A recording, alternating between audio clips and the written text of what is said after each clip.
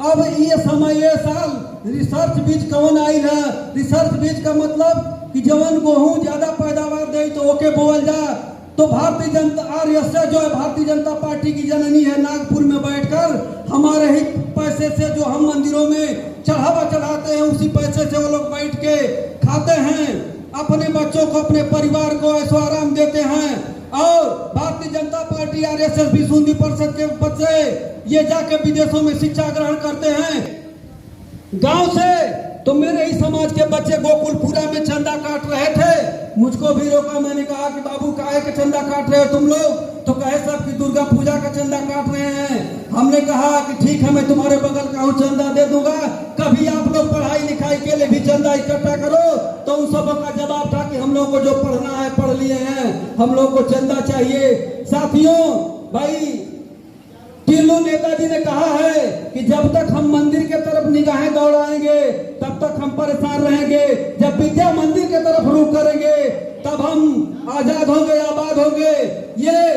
ये भाजपा की सरकार, जब आपके बच्चे कांवड़ यात्रा लेकर जाते हैं तो हेलीकॉप्टर से पुष्प वर्षा की जाती है, और जब आपके बच्चे नौकरी और छात्रवृत्ति मांगते हैं तो उनके ऊपर लाठी बरसाई जाती है। मेरे साथियों, बातें बहुत है, कहने लगूंगा।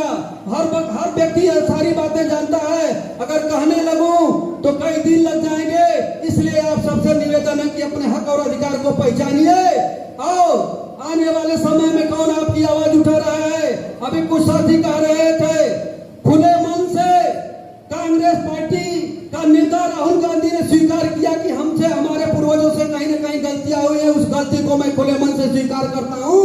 और उन्होंने भाई ओम प्रकाश ठाकुर जी ने कहा कि जब भारत जोड़ो यात्रा चल रही थी तो शामली के उन गांव में हम लोग थे, पिछड़ों को संदेश आया कि पिछड़ी जात के 10 लोगों से वार्ता होगी और 10 लोगों के साथ 50 लोग पिछड़ी जात के रहेंगे।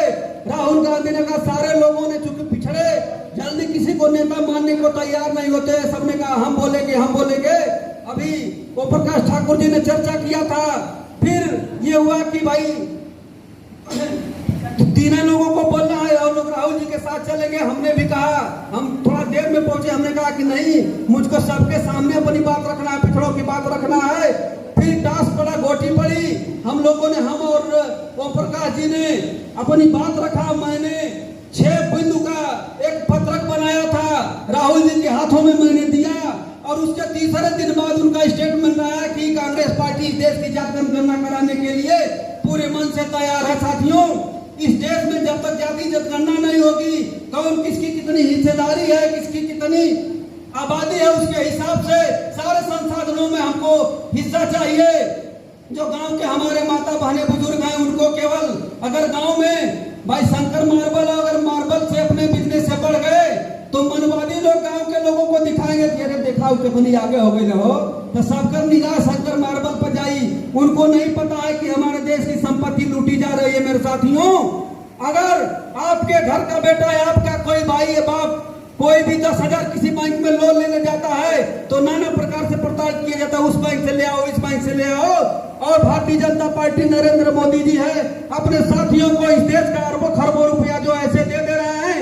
फिर एक एनपीएस शब्द है, उसमें यह है कि ये उनको कहते हैं कि डिफाल्टर हो गए, पैसा नहीं दे पाएगा तो सारा लोड आपके ऊपर आता है। मेरे साथियों, बातें बहुत है। मैं ये कहना चाहूंगा कि आने वाले समय में अगर भारतीय जनता पार्टी के नेता लोग आपके बीच आते हैं तो आप लोग कहिए कि पहले जातिगत जनगणना कराओ, हमारी आबादी का अनुपात में हमारा आरक्षण दो, इसके बाद हमसे बात करो। मेरे साथियों, अगर मैं ज्यादा समय ले लिया हूं तो उसके लिए क्षमा प्रार्थी हूँ। बातें बहुत